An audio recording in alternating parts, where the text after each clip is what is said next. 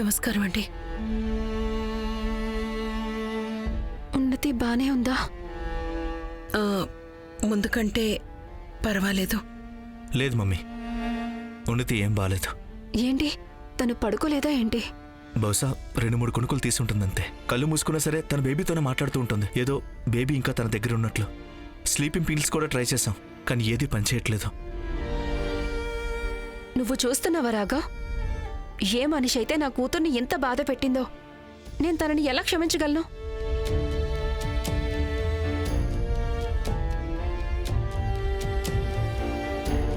వటపత్ర సాయికి వరహాలలాలి, రాజీవ నేత్రునికి రతనాలలాలి. Hi ma'am. అన్నయ్య, మీరిద్దరూ వచ్చారని నాకు తెలీదే. నాకెందుకు ఎవరూ ఏం చెప్పలేదు? ఉన్నతి, అసలు నువ్వేం మాట్లాడుతున్నావు? నువ్వు జస్ట్ ఇప్పుడే పడుకున్నావు. నువ్వు రాత్రంతా పడుకునే లేదు కదా. ఆ నింద నువ్వు నా మీద వెయ్యకు, మన బేబీ మీద వెయ్యి. రాత్రంతా నన్ను కిక్ చేస్తూనే ఉన్నాడు. అల్లరి ఛాంపియన్, ఫుట్బాలర్ అవుతాడు మన బేబీ. చూసారా అంటే అప్పటి నుంచి ఇలానే మాట్లాడుతుంది. ఎలా బిహేవ్ చేస్తుందంటే తన బేబీ ఇంకా తన దగ్గరే ఉన్నట్లు. నీ ఉద్దేశం ఏంటి ధ్రువ్? నేను ప్రెగ్నెంట్ని కాదా? నాకేమీ సిమ్టమ్స్ లేవు అంటే అది నా ఊహని అంటావా? నాకు మార్నింగ్ సిక్నెస్ ఏమీ లేదు అంటే మీ ఉద్దేశం ప్రకారం నా వెయిట్ పెరగట్లేదు అంటే నేను ప్రెగ్నెంట్ని కాదు అనా? ఎంత పెద్ద కడుపు నా ప్రెగ్నెన్సీకి ప్రూఫ్ కాదు అంటావా డియర్ నానా? ఉన్నతి, ఇంకా చాలా ఆపు ఉన్నతి. దీన్ని విసిరే. నేను నా బిడ్డను విసిరేయాలా? మీరు ఇంత బ్యాడ్ అమ్మమ్మ అవుతారా ఏంటి మా? మీరు చాలా పెద్ద పెద్ద కబుర్లు చెప్పారు కదా. మీరు నా బేబీని అందరికంటే ప్రేమగా చూస్తారు అని, చాలా ప్యాంపర్ చేస్తారు అని, మీ స్పెషాలిటీ ఆ బూందీ లడ్డూలు అవి కూడా చేస్తానని చెప్పారు. చూడండి, మీరు చెప్పినవన్నీ మీరే మర్చిపోయారే. ఉన్నతి, నేను చెప్పినవన్నీ ఏం మర్చిపోలేదు. నాకన్నీ గుర్తున్నాయి.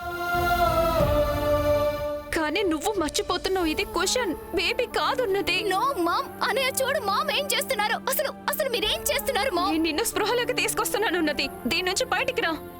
నీకేమైనా పిచ్చి పట్టిందా ఏంటి? ఇవన్నీ పిచ్చి పళ్ళు ముందు నో మామ్, ఇది నా బేబీ. నాకు దూరం చేయకండి మామ్. మీరేం చేస్తున్నారు? వద్దు మామ్, ఇలా చెయ్యొద్దు మామ్. నా బేబీని ఇచ్చేయ్.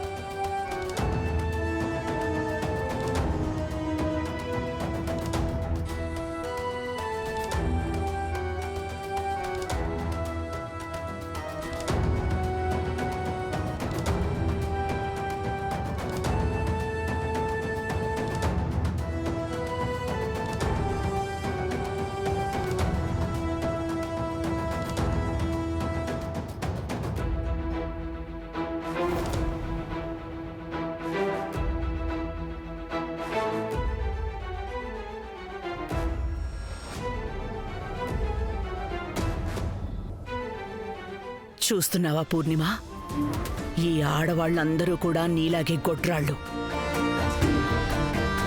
కానీ స్వామీజీ ఆశీర్వాదంతో ఇప్పుడు వీళ్ళ కడుపు పండింది.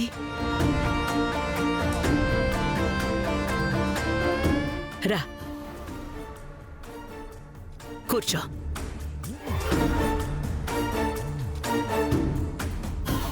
నమస్కారం స్వామీజీ. స్వామి, తనే నా అభాగ్యపు కోడలు పూర్ణిమ. మీరు తన మీద కూడా మీ ఆశీర్వాదాన్ని కురిపించండి. తన కడుపు పండించి తన మీద గొడ్రాలనే శాపం ఉంది, దాన్ని తొలగించండి స్వామి.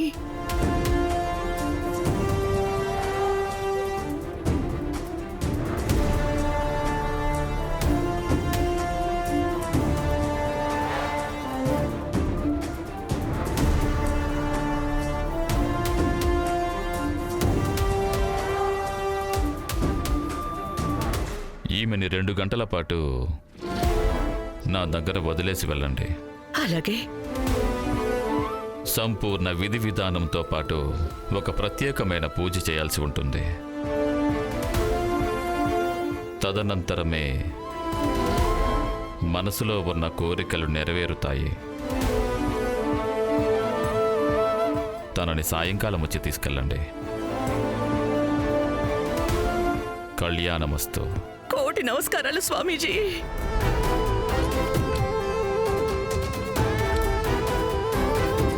అత్తయ్య గారు, నన్ను ఇక్కడ ఒక్కదాన్ని వదిలి వెళ్ళకండి. నాకు ఈ ప్లేస్ కరెక్ట్ అనిపించడం ఈ లేదు. ప్లేస్ కరెక్ట్ అనిపించట్లేదా? నీ బుర్రే కరెక్ట్ గా లేదు. స్వామీజీ ఏమన్నారో నువ్వు వినలేదా? నువ్విక్కడ ఒక్కదానివే సాయంత్రం వరకు ఉండాలి. సంతోషించు. స్వామీజీ నీకు ఆయన పాదాల దగ్గర చోటిచ్చారు. అత్తయ్య గారు ప్లీజ్. పూర్ణిమ, నీకు పిల్లలు కావాలా వద్దా? మరైతే వెళ్ళు. స్వామీజీ పాదాల దగ్గర కూర్చో, వెళ్ళు.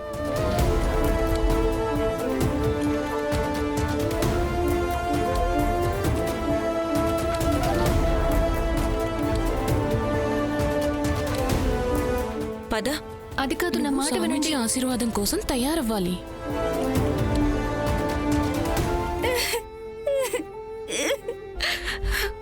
నాకు నా బేబీ కావాలి మామ్.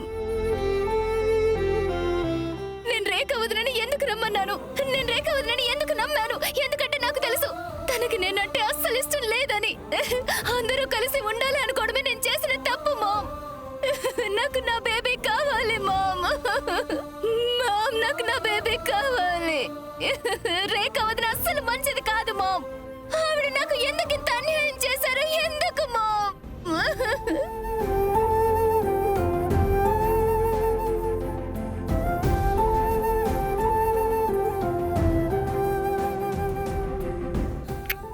నేను చెప్పేది వినమ్మా. నాకు తెలుసు నువ్వు చాలా బాధలో ఉన్నావని, కానీ నువ్వు యాక్సెప్ట్ చేసి తీరాలి కదా.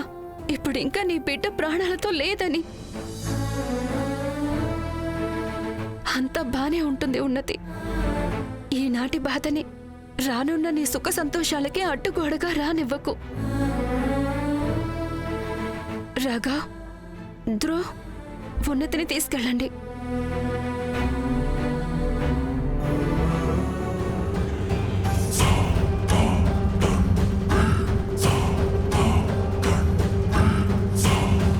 రేఖ చిన్నగా ఉన్నప్పుడు నేను తనని చాలా జాగ్రత్తగా చూసుకున్నాను. తను పెద్ద అయిన తర్వాత నేనే తనకి పైకి ఎదగడానికి దారి చూపించాను. అడుగడుగున నేను తనకి అండగా నిలబడ్డాను. కానీ ఈరోజు తన ఒక్క నిర్లక్ష్యం వల్ల నా బిడ్డ నుంచి తల్లి అయ్యే సుఖాన్ని దూరం అయ్యింది. నేను తనని ఎప్పటికీ క్షమించను దేవిక.